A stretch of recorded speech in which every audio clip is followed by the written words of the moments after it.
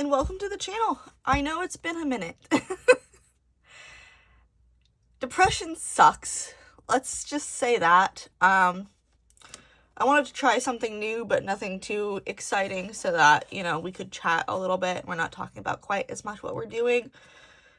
Y'all have seen me use oil pastels quite a few times, especially these Art Echo ones. They are my favorite. But we're drawing on wood today with the Art Echoes. I'm doing a black bear. His eye's a little high up on this side. We'll just fix that when we're actually doing the drawing. I think it's important that we have a little chat. I think I need to be more honest on this channel. Not that I'm lying to y'all, but I feel like I'm not as me as I could be on here. And I think that I'm not going to be able to connect with my viewers if I can't be my real self. So let's have a hard conversation here. I struggle with depression and anxiety. I have ADHD. A lot of times that correlates, unfortunately. Depression, it sucks. I try and keep my vocabulary very family friendly on here. Depression is a bitch. There is no simple way to say that. It doesn't always need a reason to come out and rear its ugly head. Sometimes certain things spur it and, help it along its way, give it a reason to pop its ugly head. Sometimes it just does its thing without being prompted. When I say we, I mean my fiance and I, are planning a move in a year or two. We're hoping to be able to do it in, not this year, but like the beginning of 2027. Yeah. My brain has been foggy, kind of where, one day blends to the next. If you see my hand moving over a bunch, it's because I am getting the reference photo back up because it timed out. Yeah, so a lot's been going on in my head. I do want this move. It would be to another state. But, my parents aren't elderly per se, but they are getting older. I am in my late 20s. So, it kind of gives you an idea of my parents' age without outright telling the world. I don't think my mama would be too happy about me telling y'all. I've been trying to figure out how to word this because I have to be very careful. I don't remember if I signed an NDA with my old job or not, to be honest. They kind of pressured me, and I'm smarter than this, but I did it anyway. They pressured me to just, sign the paperwork, like a bunch of digital paperwork when I first started on a tablet, and I did it. I'm smarter than that. I know better, but I did it anyway. I was just ready to be paid. At that time, I was between jobs. It was less income than I wanted, but I needed to make money. I was desperate to start working again, both for my mental health and for my financial situation, or our financial situation. I needed to help Will out. The irony of that situation of needing to get back to work and being in a bad mental state because of that to where we are now. I just recently replaced my job because when I started, it was new ownership. I've mentioned on this channel before with the button video, so I'm not, shying away from saying that it was a dry cleaning service.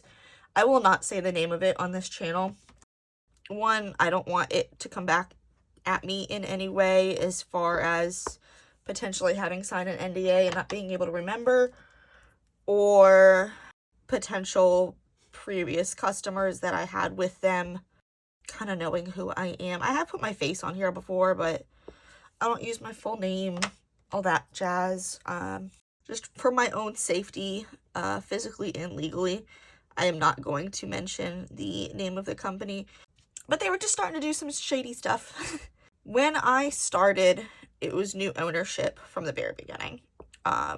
They had bought out a family company. They kept them on for a few months to make the transition a little smoother.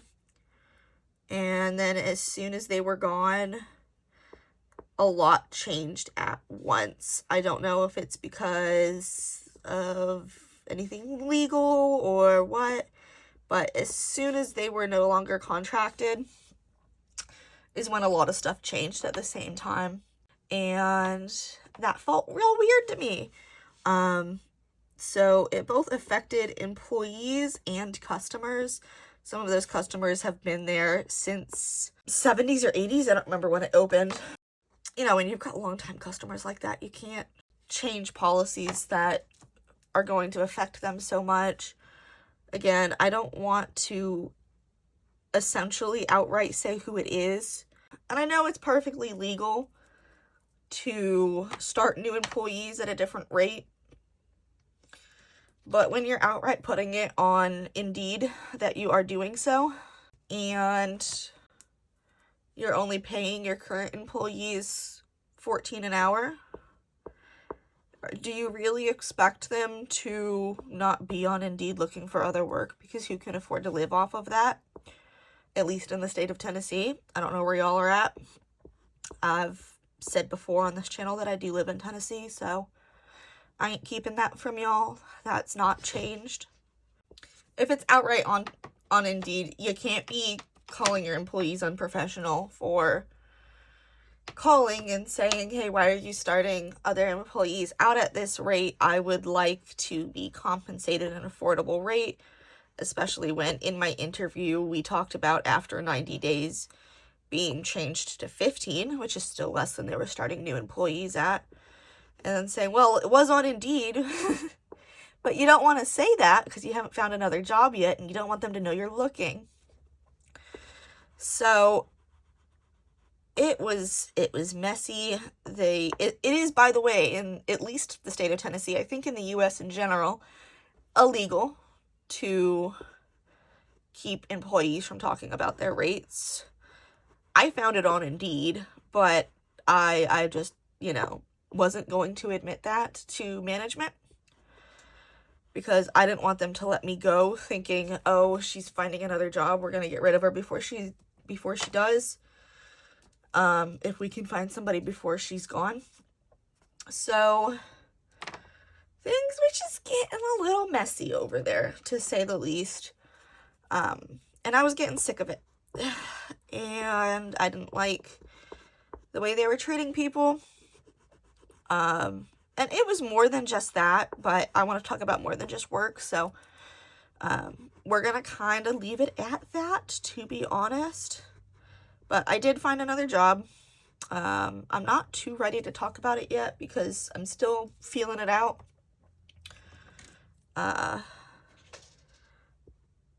But we are heavily considering moving to North Carolina in a few years. Hopefully all that works out. We will find out. And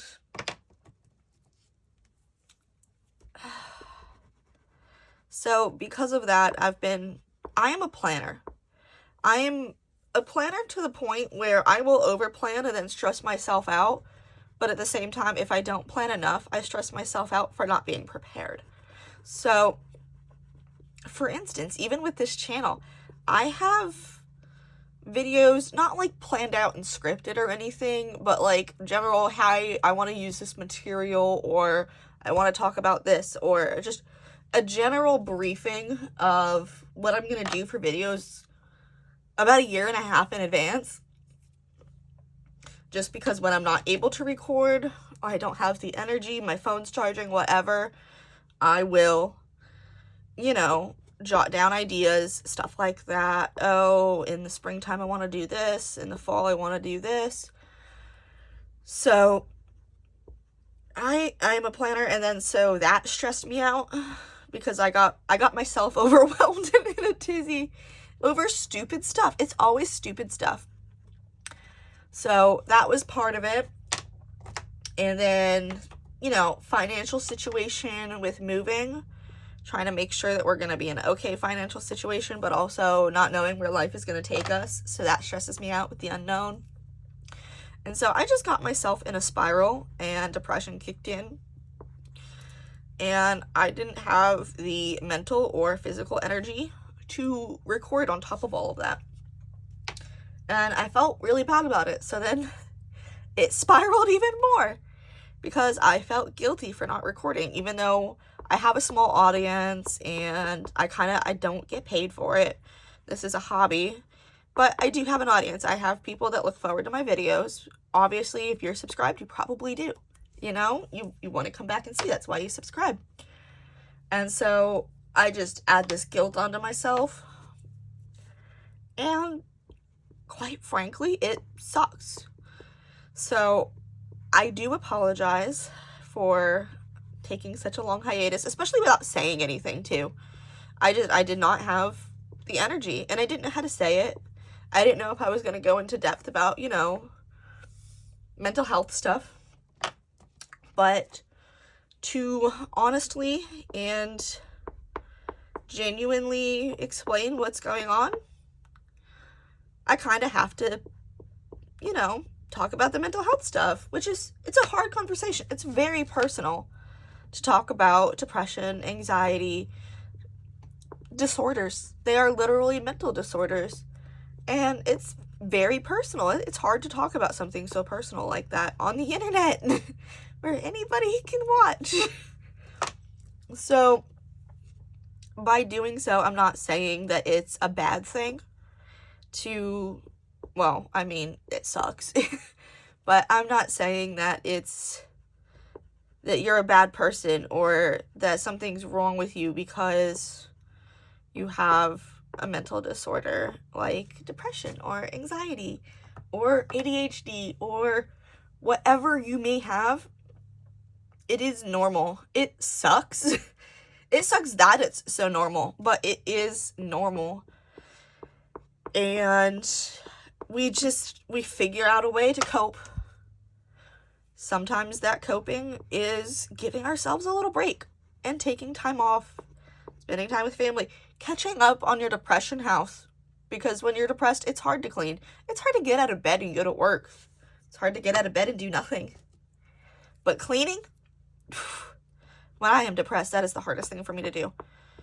And that's okay. It's okay to struggle. But we just gotta remember to pull ourselves out of it. And that you're not going to magically get better overnight. You're not magically going to have a will to want to do something. We gotta pull ourselves up and do it. Sometimes you need to do that at your own pace. Sometimes it's been a while and you've just gotta force yourself or have a loved one help guide you through it. I'm very lucky. I have an awesome support system with my family and my fiance, and quite frankly, I don't have a whole bunch of friends. I'm kind of a hermit. When I'm not home or working, I'm normally either fishing or hiking. So I don't go out to parties. I don't go out drinking very much anymore. And even when I do, it's normally to like a small country bar where again, there's not many people there because crowds overwhelm me.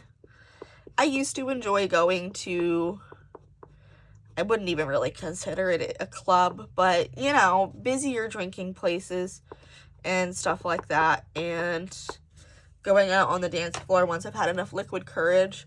That's not my scene anymore. I don't know if it's growing up or just getting tired of people. I do enjoy people to a limit, which is why, I mean, part of it's just the availability of work around me, but also I have always worked customer-facing jobs for the most part. I've worked at a phone center, like a call center before as well, but when I have the option, I prefer customer-facing jobs because then I have, like, that's my time where I get to socialize with people and interact with humans. And then by the time I'm done with work, I'm over it. And I just want to go off and be alone or hang out with my comfort people, you know, the people you already know, love, and care about. And that way I don't have to go into crowded places. I can deal with people little at a time. I'm a hermit. I should not be admitting this level to people, but it's the truth. I'm trying to be more honest, and this is honesty.